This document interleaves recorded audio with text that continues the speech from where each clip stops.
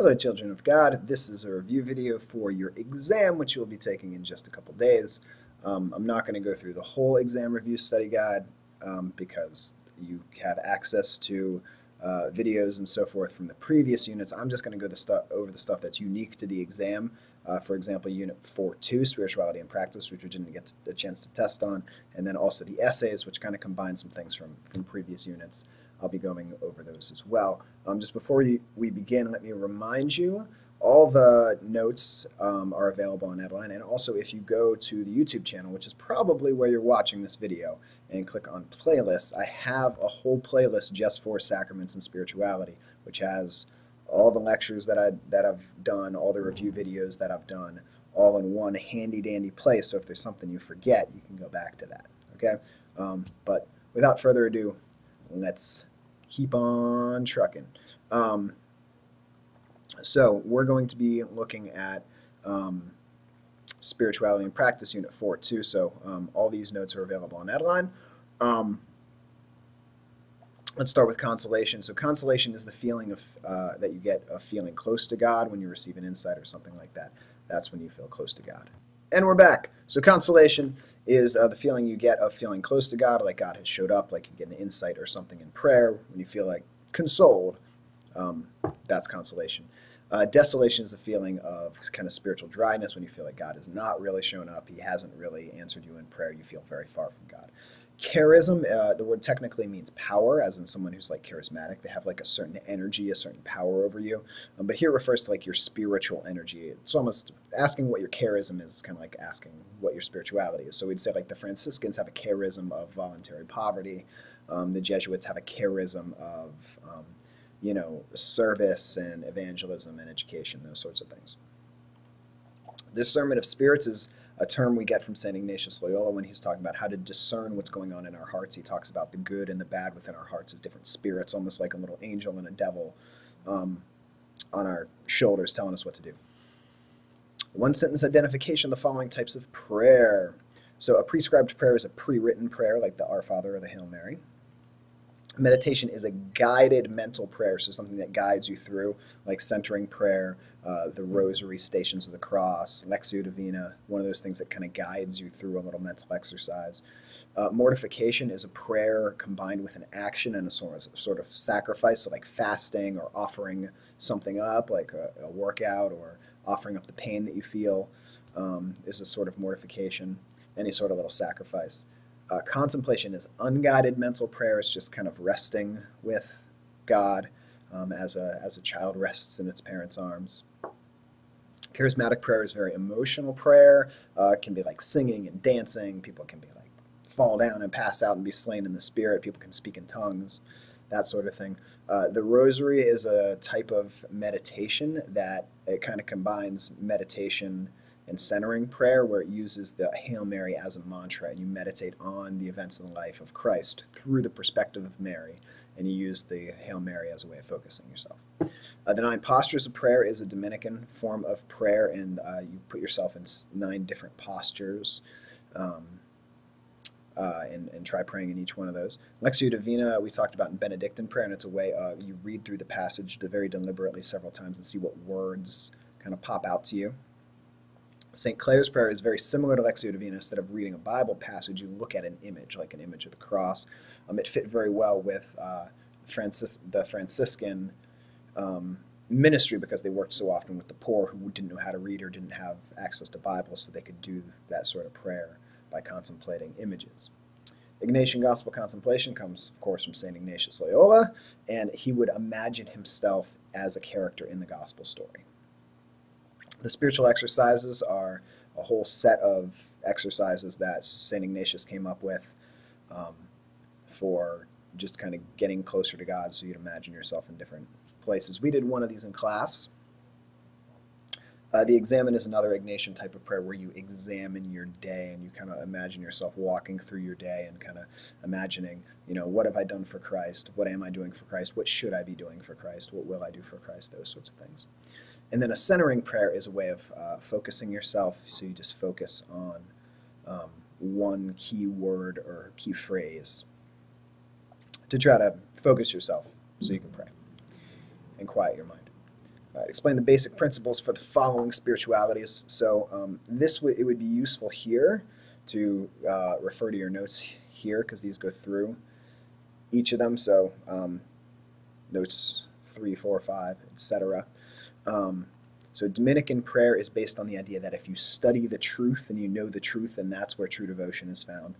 Franciscan prayer is the basic principle is that you imitate Christ as much as you can and try to live it out in your life. It's not through book study like the Dominicans. It's through kind of a lived study. Ignatian spirituality is very imaginative. Let me see what else I said on this. Let's make sure I'm not leaving anything out. Ignatian prayer. Key principles. Yes. So that it's kind of a balance of being a contemplative person, but also being in action. It's not just about prayer, not just about action. It's both. Also that everything is directed towards this one purpose of glorifying God, and as a result of that, the salvation of my soul. And then also, they're very big on prayer of the imagination and prayer of listening to your heart, discerning the spirits within your heart. I'm going to close that because that's not your class. Palatine spirituality, remember that acronym VIA, V for vocation, I for infinite, A for apostles. Everyone, even lay people, have a vocation to holiness and sainthood. I, infinite, for the infinite glory of God, that's our school motto. That it's very Ignatian, instead of for the greater glory of God, it's for the infinite glory of God. And then A, apostles, we're all called to be sent out as apostles. That's what an apostle is someone who's sent out as a messenger, and that we're all called to be apostles and spread the message. He also had a great devotion to the Blessed Mother, and he really loved the universal church and liked to bring unity to the church. And he was big on the idea of breaking down barriers and bringing people together. The everyday and lived spirituality, we talked about St. Josemaria Escrivá and St. Therese of Lisieux, who were both very much into kind of working, turning every thought and every action into a prayer. So as you go through your day, if you're studying, then that study is your prayer. If you are sweeping the floor, then that sweeping the floor is your prayer. And just take little moments in your day, just internally, and turn those over to God. Your thoughts and your actions, turn them over to God. And nobody notices it except you. St. Therese called that the little way. And recount the discussion of St. Ignatius and Lainez. What's the moral of the story? We did a warm-up on this, and this is when Ignatius says, Brother Lainez, what would you do if God came to you and said, would you go to heaven right now and be guaranteed a spot, or would you... but if you go to heaven right now, there'll be things left here undone that you wouldn't do. You wouldn't be able to serve God. Or would you, stay here and serve God, but then have no guarantee of going to heaven later? And Lainez is like, shoot, I would go to heaven right now. And Ignatius says, no, I would stay here and glorify God and have no concern for my own salvation, because that's really what you should do. The moral of the story is that the goal of the Christian life is not just to get to heaven, but it's to do everything for the glory of God. That's our first goal. It's for the glory of God, and the salvation of my soul comes second. That follows naturally from the first. And we're on to possible essay questions. Explain the Catholic understanding of a sacrament as if you were explaining it to someone who did not know what a sacrament is. So use very plain language.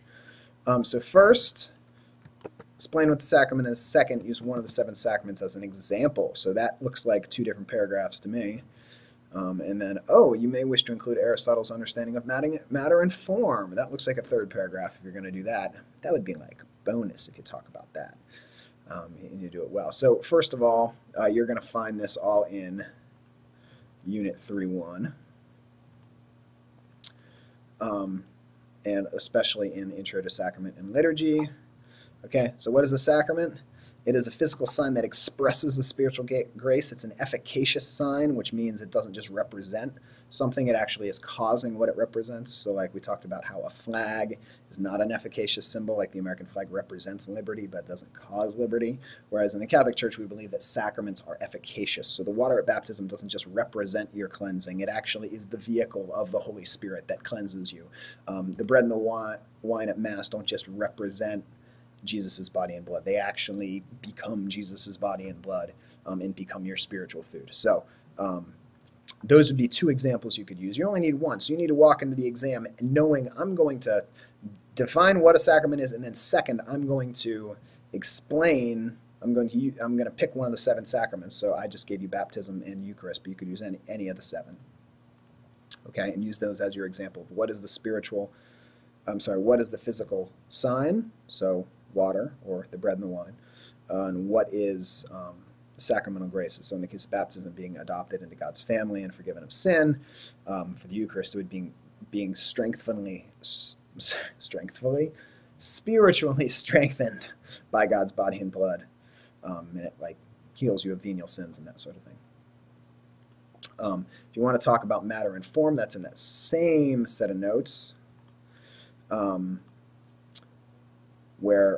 So Aristotle had this idea of matter and form, which Thomas Aquinas said, hey, this works really well with the sacraments. So matter and form, matter is the material an object is made of, like wood makes up this chair, and form is like the spiritual structure of an object. It's kind of like its soul. So it's like its chairness. It's like what makes this wood a chair and not just a pile of wood. So Thomas Aquinas said this really works well with the sacraments. So we have this matter. We have these very simple actions and elements used. We have like sprinkling with water, bread, breaking and sharing bread. These very simple material things. But then we're giving them supernatural form by the prayers that we say. So the matter is the bread and the wine, but it's really the form we're giving it is the body and blood of Christ. We're giving it through the prayers, this deeper spiritual existence. So 2, evaluate the individualistic, secular, and material aspects of American culture. How compatible is each with Christian principles? Prepare your own examples for each aspect. I'm going to pair this with number 3, what is moralistic therapeutic deism and how does it compare to authentic Christian belief? Both of these ask you to, you'll find some help with these in Unit 4.1, Notes 2, Critiquing the American Worldview, which looks like this. It goes through individualism, secularism, and materialism, and then it also goes through moralistic therapeutic deism, and also I have some of my own thoughts down here in the notes if you want to look at that.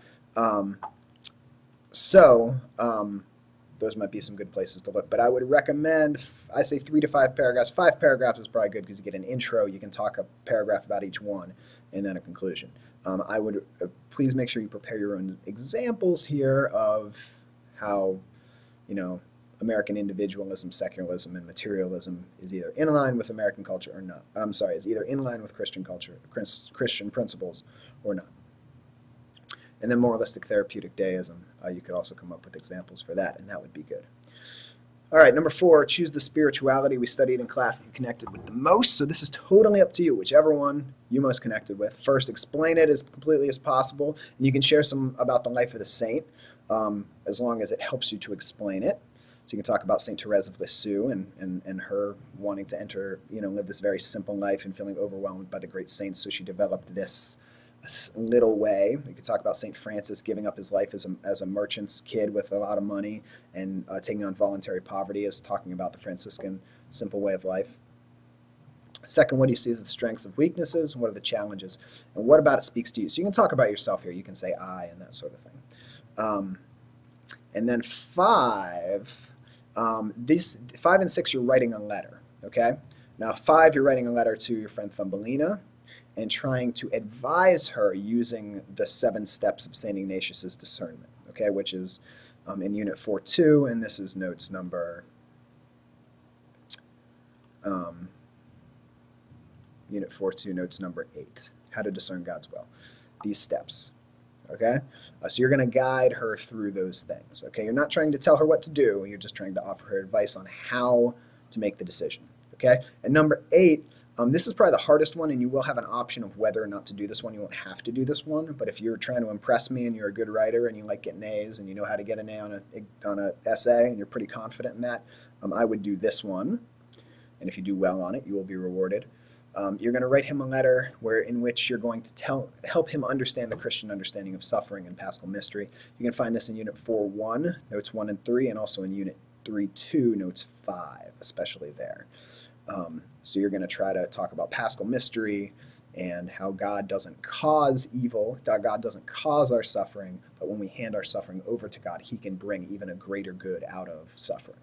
So and that's like paschal mystery. That's like how Jesus, even though God didn't kill Jesus, but by God allowing that bad thing to happen, God was then able to bring awesome things out of that. He was able to transform it into a greater good. And that's the mystery. That's why it's a paradox, because it's not good that Jesus died, but what came from it is good. All right, come see me if you have questions. Adios.